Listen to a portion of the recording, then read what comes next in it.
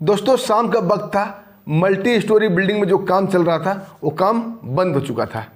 सभी मजदूर अपने अपने आवास अपने अपने घर की तरफ जा रहे थे। उसी में से एक लड़की थोड़ा सा पीछे आ रही थी और फ़ोन पर किसी से बात करते हुए आ रही थी। तभी दोस्तों उसके बगल से एक मारुति 800 गुजरती है और एकाएक दरवाज़ा खुलता है और 4-5 हाथ बाहर निकलते हैं और एक साथ लड़की को लपक लेते हैं और उस मारुति के अंदर डाल देते हैं और उसका मुंह बंद कर लेते हैं। जब तक लड़की कुछ समझती, हेल्प के लिए चिल्लाती, हो हल्ला मचाती, तब तक वो मारुति लड़की को लेकर 9-2-11 हो चुकी थी। अब दोस्तों वो किडनैपर लड़की को लेकर अपने ठिकाने पर पहुंच चुके थे। लड़की को पलंग पर बांध दिया जाता है और उसके मुंह से कपड़ा निकाला जाता है। कपड़ा निकलते ही लड़की रोने चिल्लाने लगती है, मदद की भीख मांगती है, उसे छोड़ देने की दुहाई देती है। तब किडनैपर का सरगना अपना कमर से पिस्टल निकालता है और लड़की की ओर तान देता है। बोलता है, ये लड़की ज़्यादा रोई चिल्लाई या नाटक नखरे करने की कोशिश की तो गोली मार दूंगा। अगर तुम हमारा सहयोग करेगी, हमें सपोर्ट करेगी तो हो सकता है हम तुम्हें जिंदा छोड़ दें। दोस्तों पिस्टल देखते ही लड़की के छक्के छूट जाते हैं। वो काफ़ी डर जाती है और चुप हो जाती है। किडनैपर का सरगना बोलता है, गुड, ऐसे ही हमें सपोर्ट करेगी तो हो सकता है तुम्हें जिंदा छोड़ दे। लड़की अपने आंखों में इशारा करके बोलती है कि हम उसका सपोर्ट करेंगे। उसके हाथ और पैर खोल दिए जाते हैं। किडनैपर क्या सरगना अपने बाकी सहयोगियों को बोलता है, तुम लोग अपने रूम में चलो, हमें कर लेने दो, फिर तुम्हारा भी नंबर आएगा। और ये कहकर दोस्तों वो किडनैपर लड़की के ऊपर झपट पड़ता है। लेकिन ये क्या, लड़की फुर्ती से करवट मारती है और जोर का लात उसके पिछवाड़े पर मारती है। वो सरगना मुंह के बल जमीन पर गिर पड़ता है। उसके कमर से पिस्टल छुटक के नीचे गिर जाता है। जब तक वो कुछ समझता तब तक लड़की अपने जांघों में छिपाई हुई पिस्टल को निकाल चुकी थी और उसके ऊपर तानते हुए कहती है, तुम्हारा खेल खत्म। वो लड़की दाहिने हाथ से पिस्टल उसके ऊपर तान रखी थी और बाएं हाथ से अपने बालों का बीग हटाती है। उसे देखते ही उस किडनैपर का तिरपन कांप उठते हैं और हकलाते हुए बोलता है, तुम तो पुलिस वाली हो। उसके बाद दोस्तों वो लड़की किडनैपर का पिस्टल उठाती है और अपने बाजू में सटा के फायर कर देती है। गोली बाजू को रगड़ते हुए निकल गया था, हल्का हल्का खून की धारा बह रही थी। दोस्तों अब किडनैपर समझ जाता है कि उसका क्या होने वाला है। ये समझते ही उसके तो पेशाब निकल जाता है।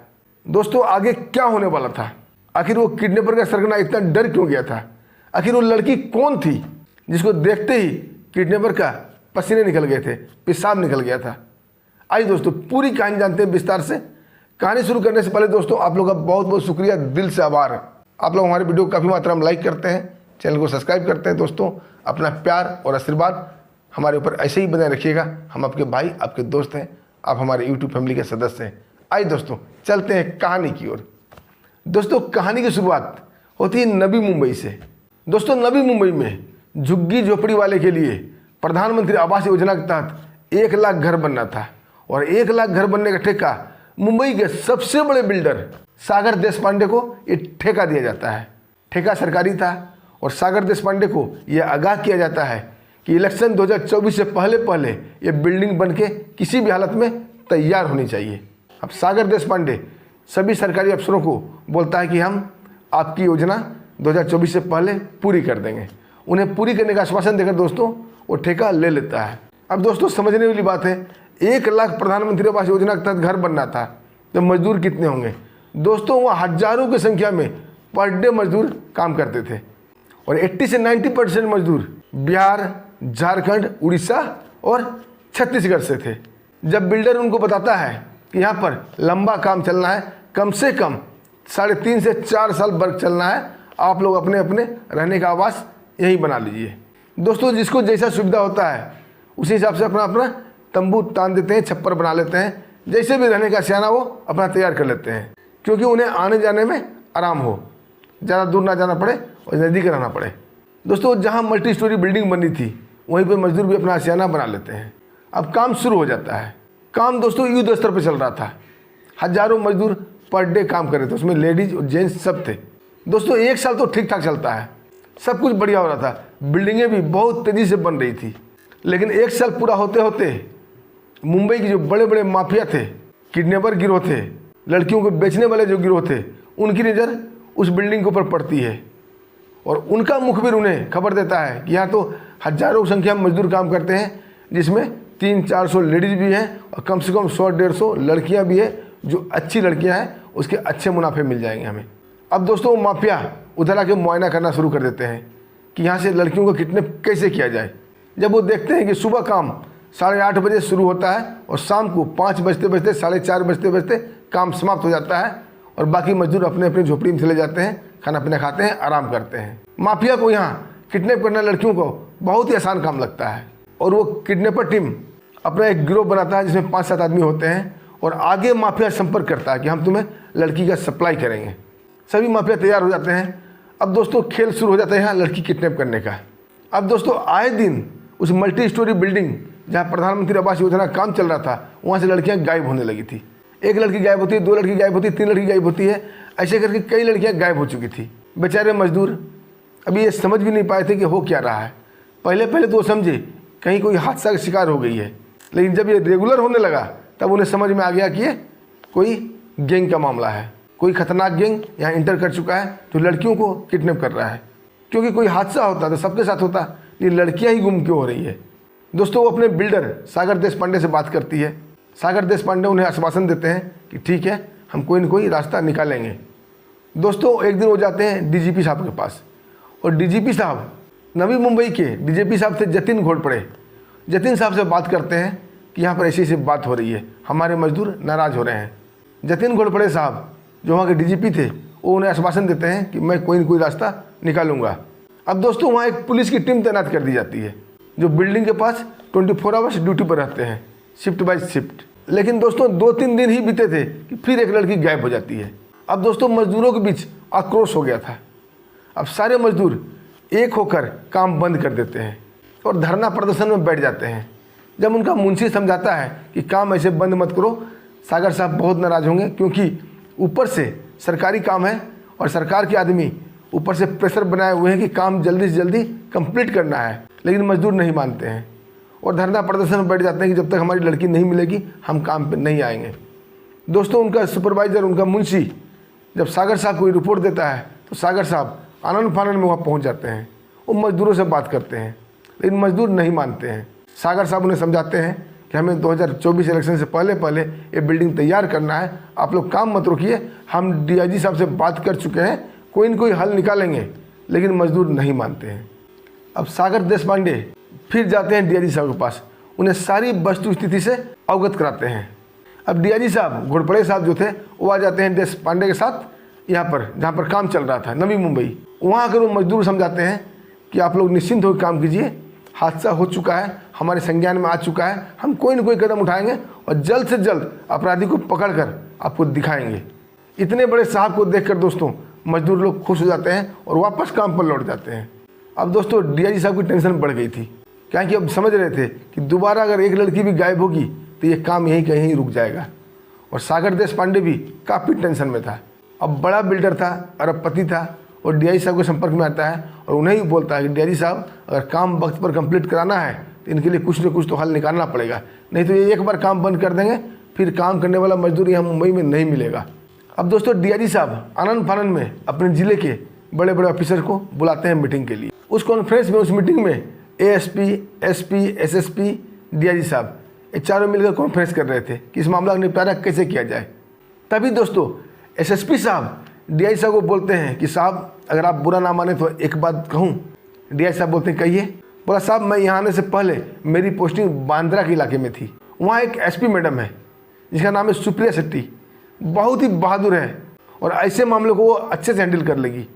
क्योंकि दोस्तों अभी आपने कुछ दिन पहले वीडियो में देखा था एसपी सुप्रिया शेट्टी का, जो धंधे वाली बनकर अपराधियों को पकड़ी थी। बहुत ही मज़ेदार कहानी था दोस्तों। अगर आपने नहीं देखा होगा तो इस वीडियो के डिस्क्रिप्शन में उसका लिंक देता हूँ, देख लीजिएगा और आई बटन में भी डाल देता हूँ, वहाँ से भी आप देख लीजिएगा कैसे सुप्रिया मैम धंधे वाली बनकर पूरे गिरोह को पकड़ी थी।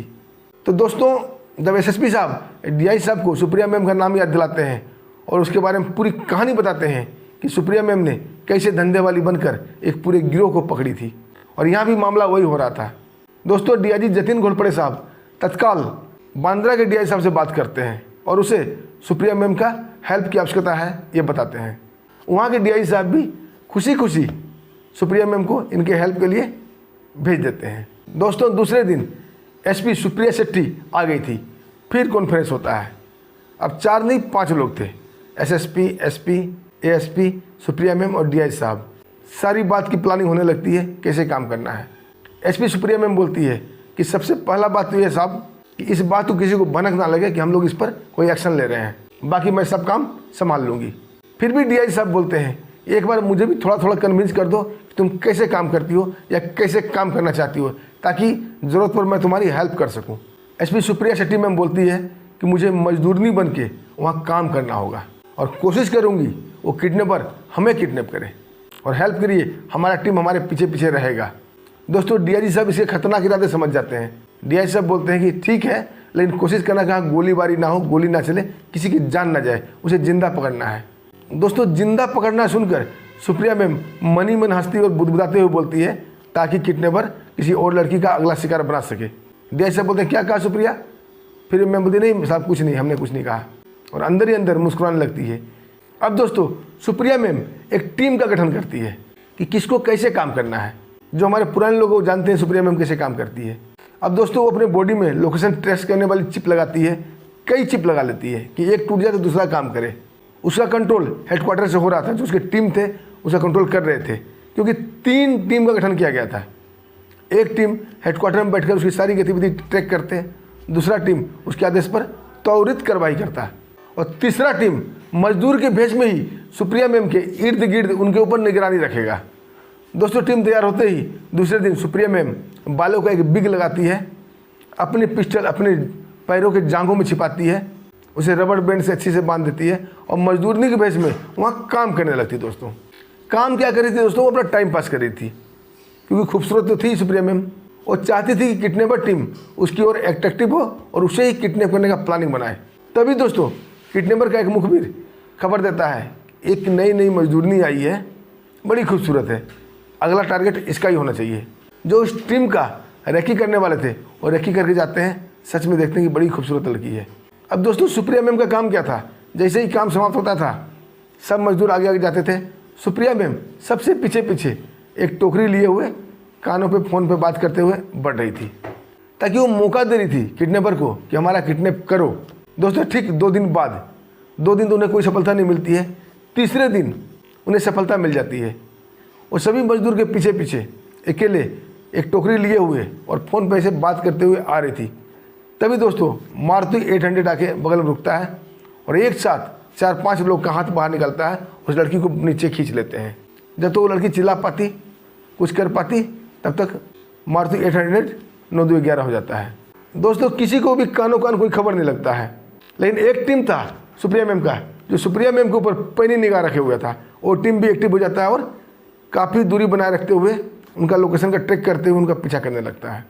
दोस्तों नवी मुंबई से जहाँ काम चल रहा था वहाँ से कम 18 से 20 किलोमीटर दूर जाकर वो गाड़ी एक बिल्डिंग में प्रवेश कर जाती है। अब निगरानी टीम वाले भी सतर्कता से चारों तरफ फैल जाते हैं और एरिया को कवर कर लेते हैं।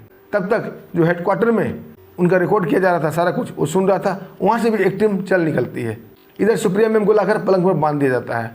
अब सुप्रिया मैम काफ़ी डरने का नाटक एक्शन कर रही थी, उसके मुंह से कपड़ा निकाला जाता है।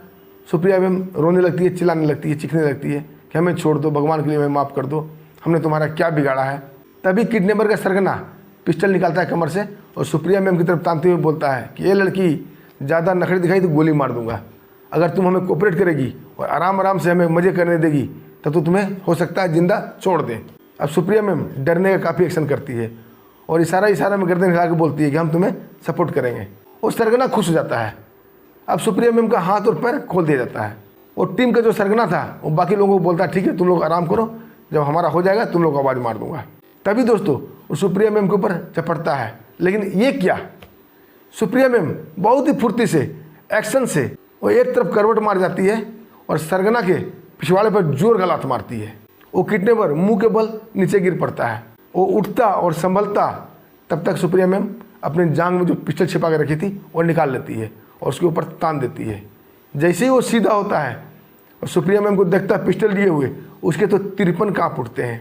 दोस्तों सुप्रिया मैम ने एक हाथ से पिस्टल लगा रखा था और दूसरे हाथ से अपना बिग निकालती है। दोस्तों बिग निकालते ही वो देखते ही पहचान जाता है और हकलाते हुए बोलता है कि तुम तो पुलिस वाली हो। सुप्रिया मैम हंसते हुए बोलती है, सही पहचाना, लेकिन देर पहचाना।